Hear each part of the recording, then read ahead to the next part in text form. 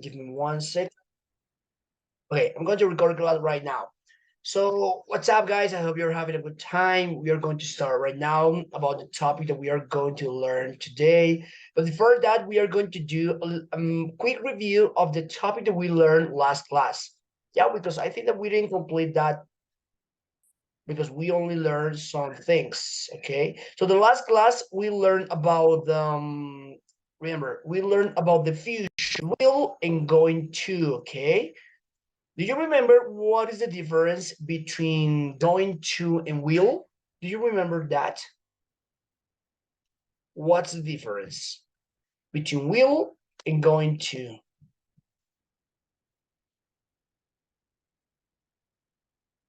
Do you remember what is the difference between saying I will travel, I'm going to travel?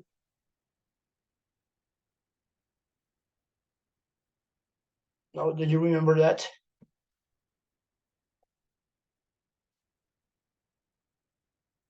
Remember, the will is to talk about belief, predictions, spontaneous decisions. So remember, mm, we are going to with will we talk about the things that probably will happen or probably not. Yeah, for example, United will definitely win tonight. She will probably come to us.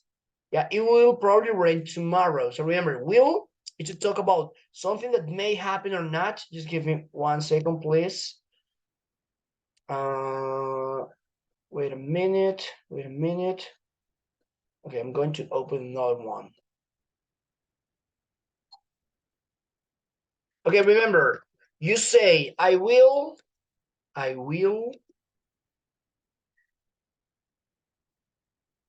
let's say, I will travel next year, but it may happen or not. Yeah, I'm going to travel next week.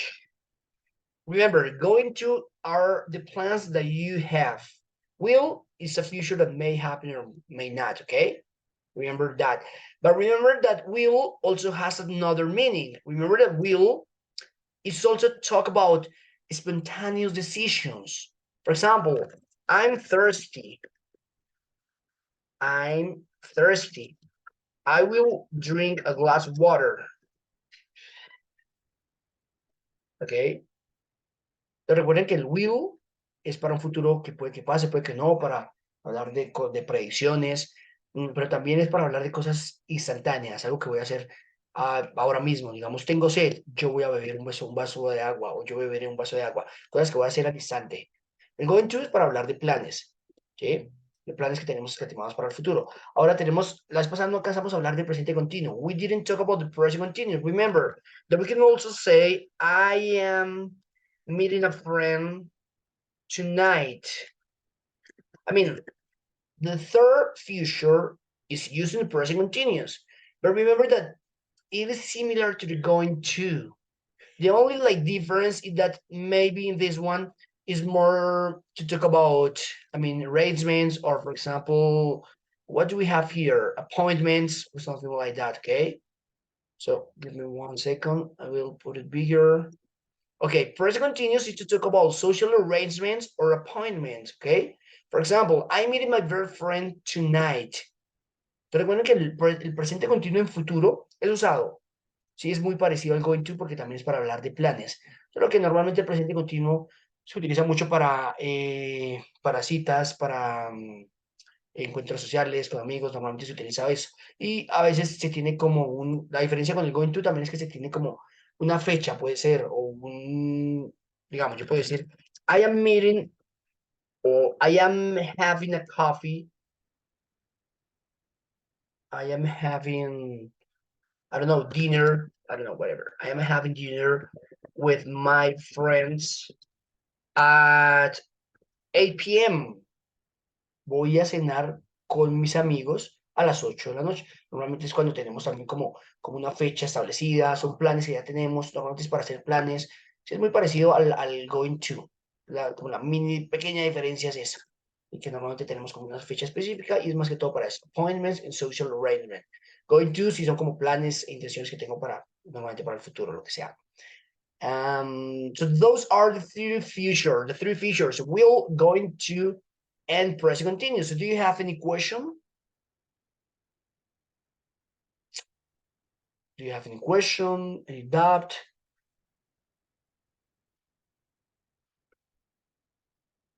No questions? No, teacher. No, teacher. Okay, that's great. So this is very, very important because we usually get confused about this part, okay? So now what are we going to do? I'm going to show you a short video. But before that, I want to ask you a question. How do you ask, for example, let's suppose that you are in USA, so you're going to buy something in a store. So how do you ask for food? Or how do you, ask for something? If you are going to buy something, not only food, but also if you're going to buy something, how do you ask for that? About the price, or About the price. what does it mean? For example, in Spanish, we will say, me regala tal cosa, quiero tal cosa. How do you say that in English? No, teacher.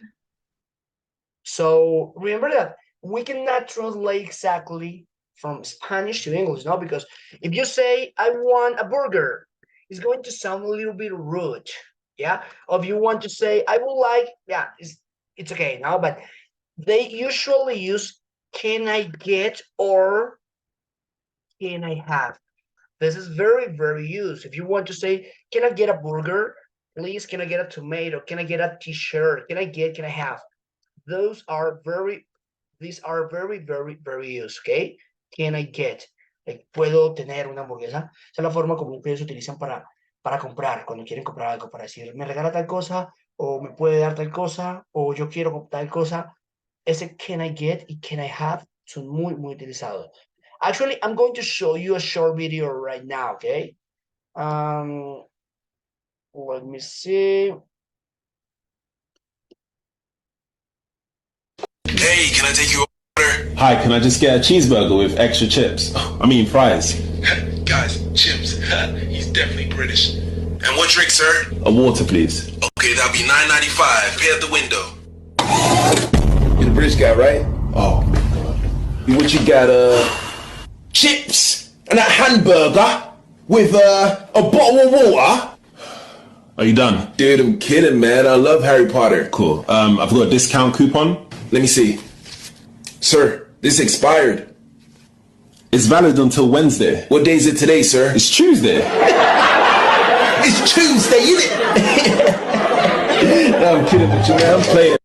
Okay, what do you understand about the video? What do you get about that video? What do you catch?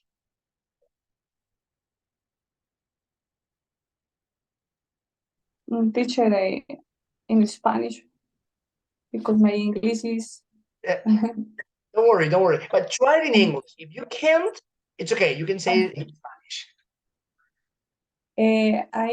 I understand this video about the pronunciation for vendedores salesman. Yeah, the salesman, okay. Salesman, and the owner, comprador, o Yeah, exactly. como que se expresa por la pronunciación del vendedor, lo que entiendo yo. Okay, yeah. Remember that the man who is buying is a British man, and the man who is selling is an American man. Y recuerden que el que está comprando es británico y el que está vendiendo americano. So remember that. I don't know why the American people usually make fun of British accent. Los americanos siempre se burlan del acento de los británicos. Entonces aquí se burla de varias cosas. So for example, the first one, can I take your order? Bueno, Hi, can I just get? Can I just get? El que les decía, can I get? El just, pues es adicional si lo queremos poner. Pero eso es muy importante. Can I get a cheeseburger? Yeah, can I get? Puedes darme muy. Cheeseburger with extra chips. I mean, remember, I mean is, o sea, recuerden que ese I mean es como el, o sea, o yo quiero decir. Recuerden que los británicos dicen chips en vez de fries, French fries. With extra chips. I mean, quiero decir fries. Fries. Guys, chips. He's definitely British. Definitivamente. Definitely British. And what drink, sir? A water, please. Okay, that'll be $9.95. Pay at the window. You're the British guy, right? Oh. What you got, chips and a hamburger.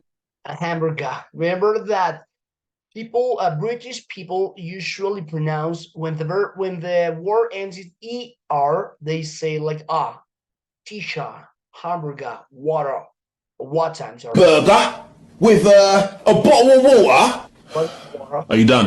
Are you done? This is very, very, very important. Are you done? What is the meaning of are you done in this case? Are you done?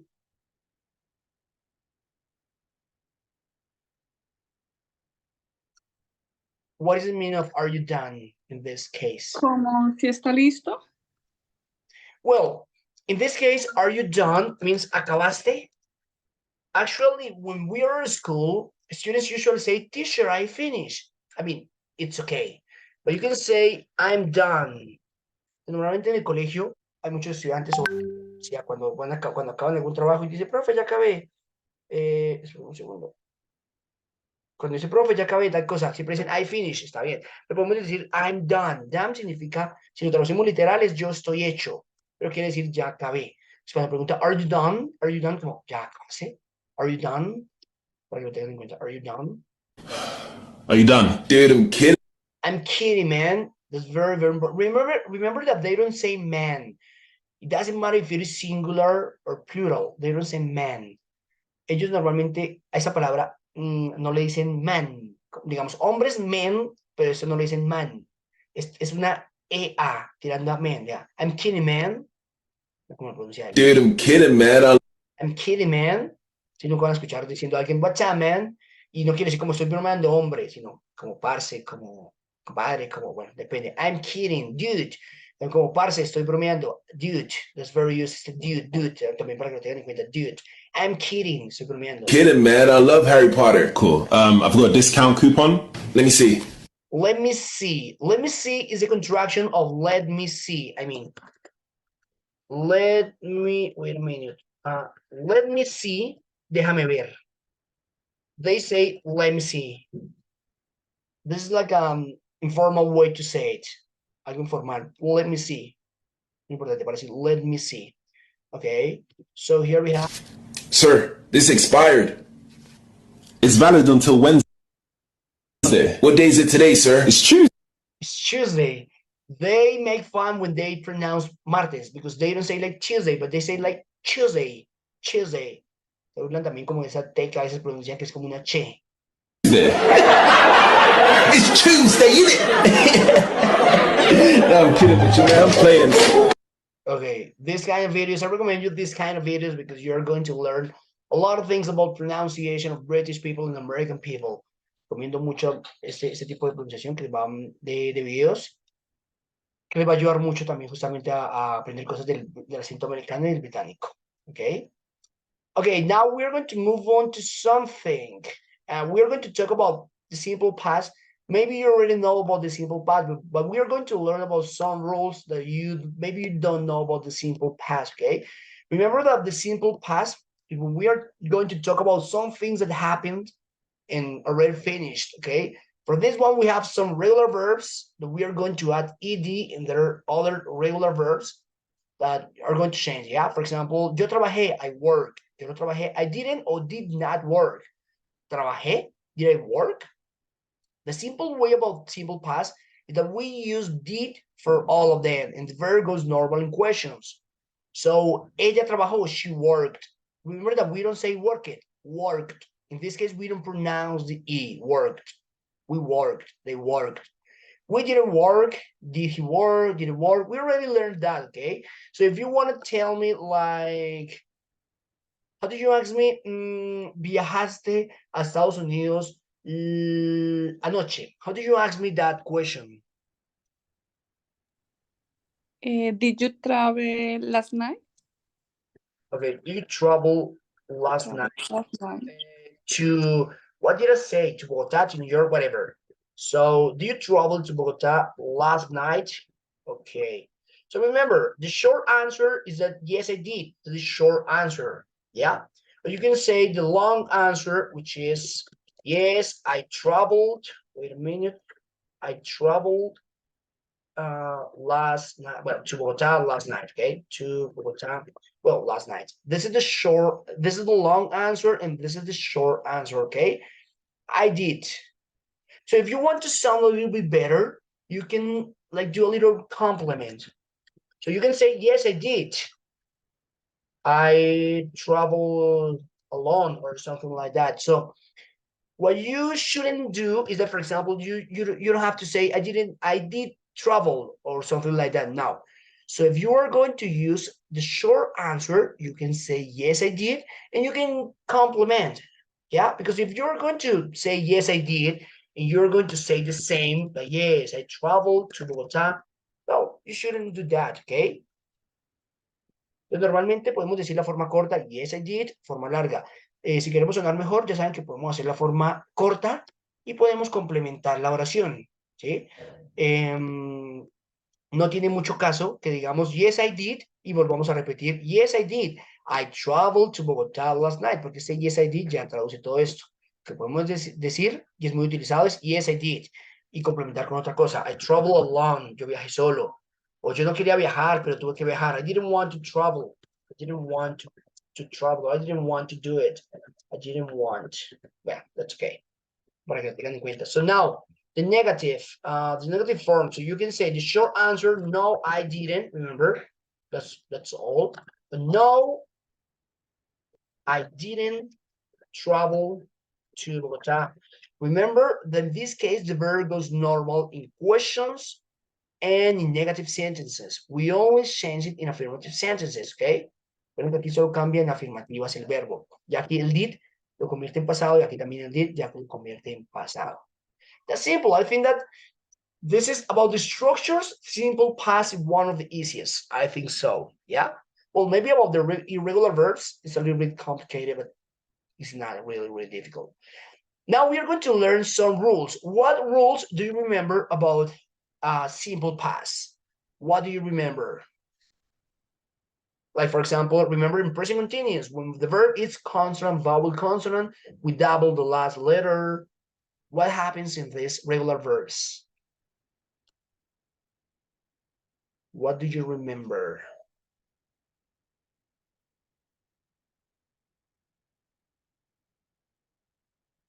No, you don't remember anything?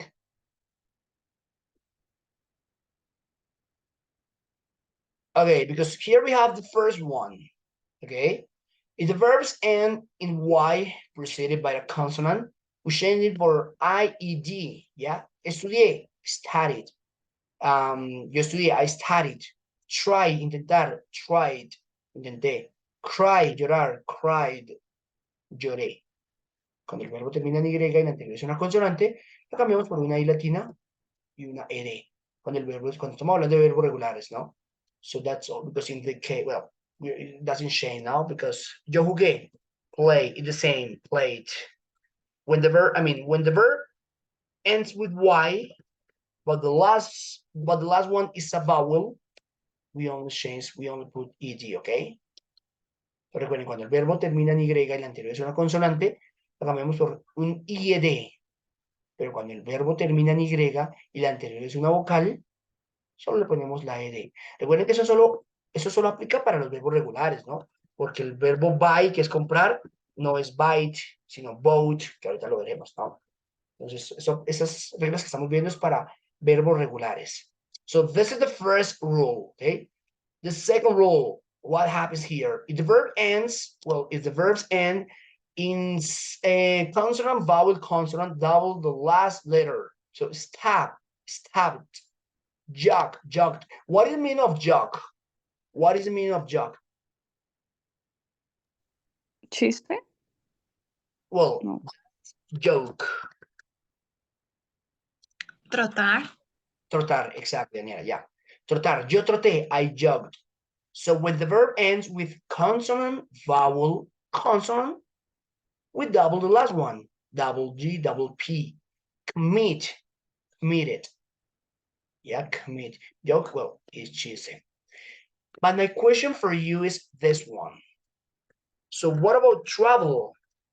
In this case, we should say traveled with double L, or we should say travel only with one L. And why? Or in the case of answer, answered with double R, or answer only with one? Okay, what do you think and why?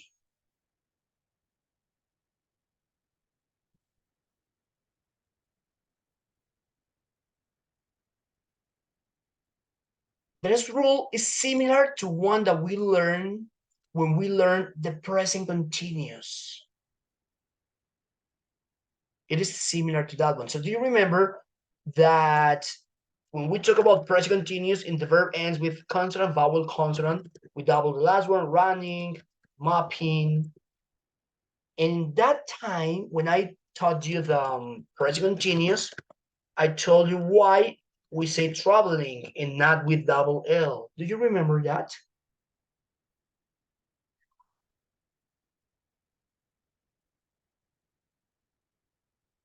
No?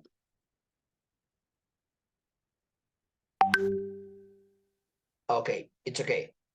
So remember, when the verb ends with consonant, vowel, consonant, with double last letter, but when the verb doesn't have like an accent in the last part of the verb, I mean, in this case, we say travel, we don't say travel, or we say answer, we don't say answer. When the verb ends with consonant, vowel, consonant, but the emphasis that you focus the pronunciation in the first part of the verb, so we don't use this rule, ¿ok? Se recuerden esto importante, cuando el verbo termina en consonante, vocal, consonante, duplicamos la última letra, pero los verbos que son irregulares, recuerden que eso es para verbos regulares, cuando el verbo termina en consonante, vocal, consonante, pero el énfasis, la pronunciación que yo hago en el verbo empieza en la primera parte, no al final, como vean por ejemplo acá, yo no digo commit, digo commit, termina en consonante, vocal, consonante, y hay un énfasis en la última parte del verbo, commit. Pero cuando el verbo termina en consonante, vocal, consonante, pero se pronuncia haciendo un énfasis en la primera parte, ya no aplica esa regla. Como les decía, uno no dice travel, uno dice travel, uno no dice answer, uno dice answer.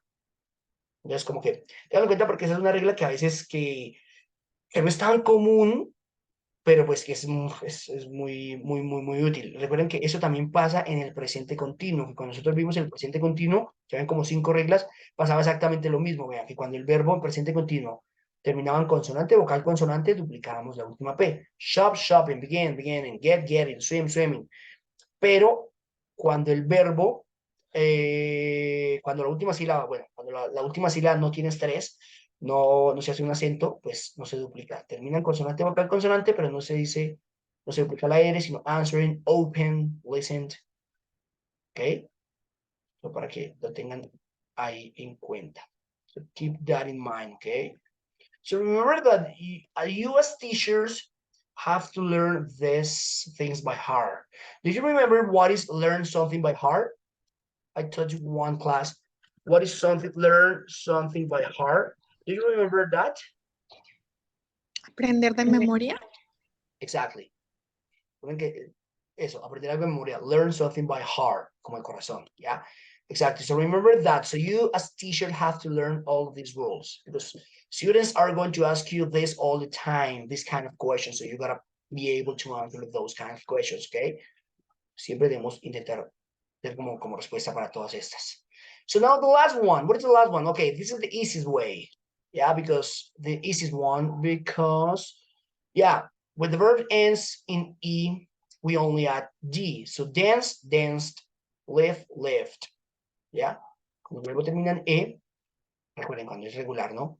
Simplemente no aplicamos la ED, sino colocamos simplemente una D, que esa sí es como la más común. ¿Ya? And now, talking about irregular verbs, there are not rules about irregular verbs, yeah? But there are some things that I don't like to focus in that part, you know, because maybe students can get confused about that part. I have some examples here. They're not like, I'm going to teach you that. So look at this. Wait a minute. Didn't. So remember, how did you ask me? Tu hija bebió vino la semana pasada. How did you ask me that question?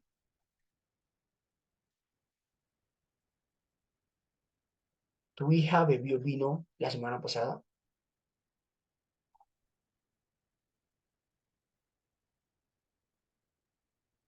Did you the other take a wine or Okay, drink wine. drink wine La semana pasada, last week. last week? Remember that this is an irregular verb. Now it changed, but it only changed when we are talking about affirmative sentences. So yes, she drank wine last week. So remember that the regular verbs, we only add an ed, but the irregular verbs, they change completely. Recuerden que los verbos irregulares cambian totalmente, pero también sigue siendo solo en afirmaciones. En pregunta y negación siguen normal. So no, she didn't drink wine last week. How do we know when we are talking about regular and irregular verbs? I told you, I think that it was the first class that we had. There is not a rule of how identify the verbs that are regular or irregular. Yeah, so we have to learn that by heart, okay? But as I told you, there are some rules, like for example, right, wait a minute, right, I have like some rules here. Just give me 1 second because I have like some of them here, but I don't remember very well about them. They're not like rules. Right, wrote. It is like if you have like an I consonant E, I consonant E, we just take off the E and we add an O. So wrote. Okay. Recuerden que para esos verbos irregulares no hay como tal unas reglas. Hay ciertos patrones. Pues a mí no es que me gusta enfocarme mucho en eso. De hecho, yo al principio lo hice y si los estudiantes se confundían muchísimo con esos patrones. Así que, por ejemplo, eso, que cuando el verbo tiene una I, consonante E, y se cambia la I por una O y se deja el resto. Hay otras que, por ejemplo, era como el sleep, another one. Let me think about that. Sleep. I don't remember very well. Ya ni me acuerdo justamente esas reglas que hace harto no le enseñaba. Pero era que cuando eran dos es, se quitaba una E y se ponía una T al final. Slept. ¿Qué otra que me acuerdo ahorita en este momento? No recuerdo. What verb do you remember that is similar to this one? I don't remember very well. I have like some of them. Like keep and feel. Yeah. So in this case, we say like kept or felt, but it doesn't happen all the time. That's why students get confused. ¿Sí? Eso no pasa todo el tiempo, por eso es que muchos estudiantes se confunden. Pero por ejemplo, eso, cuando habían dos E seguidas, se quitaba una E y se ponía la T al final. Sleep, slept. Keep, kept. Feel, felt. Pero pues como dije, no pasa en todo el tiempo, porque fit ya cambia fed. Bueno, meet, si se quita una E, pero pues nada, se deja met. Por eso no me gusta como enfocarme en esa parte, es más bien obviamente de aprenderse solamente de memoria. Okay, so those are like the rules that we have in simple past. That's pretty simple, no? So do you have any question? Do you have any doubt about that part?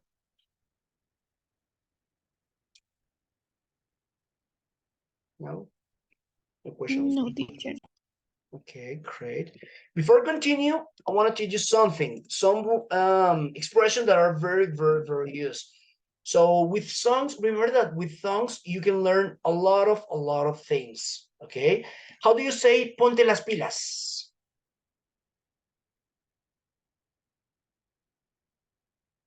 Ponerse las pilas. Have you ever heard something about that? How to say that? Ponerse las pilas?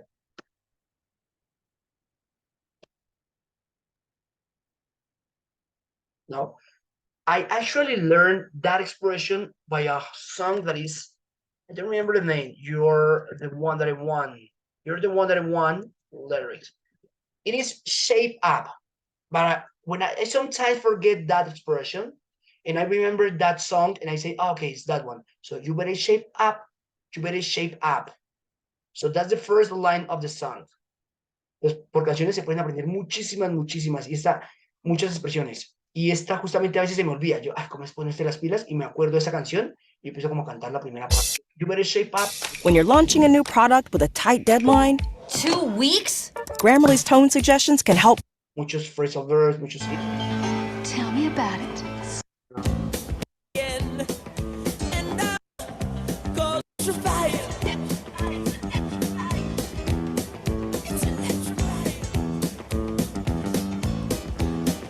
You better shape up.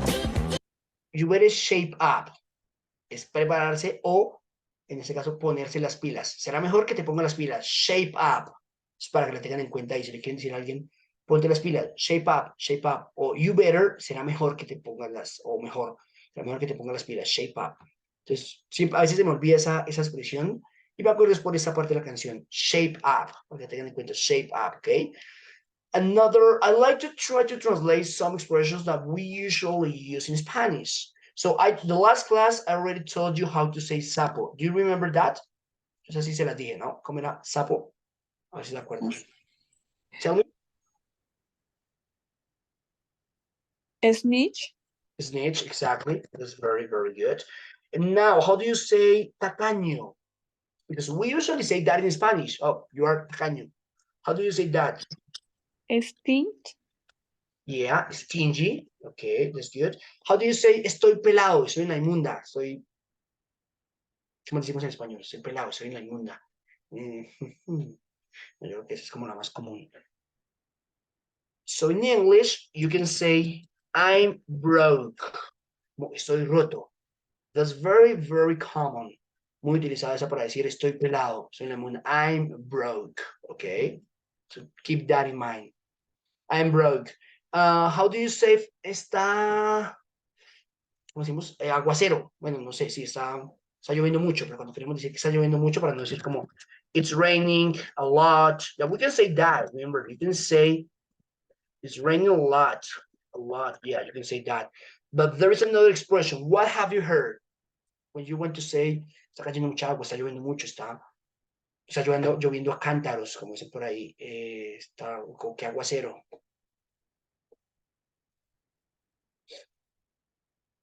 No? Okay. No, teacher. When I was at the, well, not at the university, I was, before going to the university, I had the opportunity to be, well, to study at an institute, and they told me that one sentence that I learned that by heart, and it was like, it's raining cats and dogs. It's raining cats and dogs. But the thing about this sentence is that I never heard that. I mean, when I talk with an American person or a British person, I never heard that sentence. So when I watch a movie or a series, I never heard that expression. So they usually use one that is very common, that is, it's purring. It's purring. It's very, very, very used. Justamente esta fue las primeras frases que se me quedó, no sé por qué, porque como era como que están lloviendo gatos y perros, y a uno se le quedaba por eso. Fue como las expresiones que una vez alguien me dijo que era eso, para decir que que está como lloviendo mucho, que es un aguacero. Bueno, eso. Pero pues como tal, esta no la escuchaba mucho, no, mucho no, nunca la escuché, ni en película, ni en serie. Pero eso significa como está lloviendo a cántaros, si es un idiom. Pero pues hay una que es más utilizada, que es it's pouring, para decir, uy, está como el aguacero. Es muy, muy utilizada. Another one, okay, we can say, pues está haciendo mucho sol. Yeah, we can say it's very sunny. But if you want to sound better, you can say it's boiling hot. It's boiling hot. It's boiling hot. Está haciendo mucho calor. Bueno, ¿cómo diríamos en español? En español sí como que no tenemos así como una expresión cuando está haciendo mucho calor. ¿Cómo dicen ustedes? Cuando hace mucho calor. No, ¿cierto? Pues está quemando, no sé. De pronto los de la costa. ¿Qué dicen allá? No me ocurre nada. ¿Alguien sabe cómo decir algo para así que que está haciendo mucho calor? ¿No es cierto? está calentando mucho. Ya, bueno, si queremos decir algo así, que está haciendo mucho calor, it's boiling hot. It's boiling hot, okay? And also you can say it's freezing. Cuando está haciendo mucho frío, it's freezing. No está congelando, it's freezing. So remember, it's freezing, it's boiling hot. Remember that it's not hot, it's hot. Yeah, it's like a little bit O and E, so hot. And it's purring, it's raining cats and dogs. I'm broke, stingy, snitch.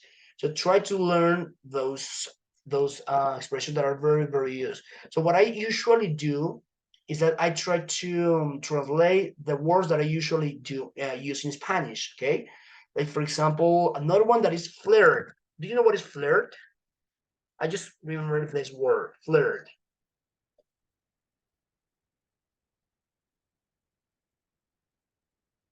Flirt is coquetear o coqueto. Yo siempre intento como traducir esas justamente que son como las más comunes. Uno lo que más utiliza acá, bueno, coquetear, no sé. Ay, bueno, vean lo que es, no sé, chucha, pecueca. Qué lío para traducir esa, pues porque yo le preguntaba a muchos ellos, pero ellos como que no sé si les da pena decir eso, pero bueno, espérenme, ya les envío aquí nuevamente el link para que nos conectemos al otro link, porque ya se va a apagar, se va a acabar esta de acá.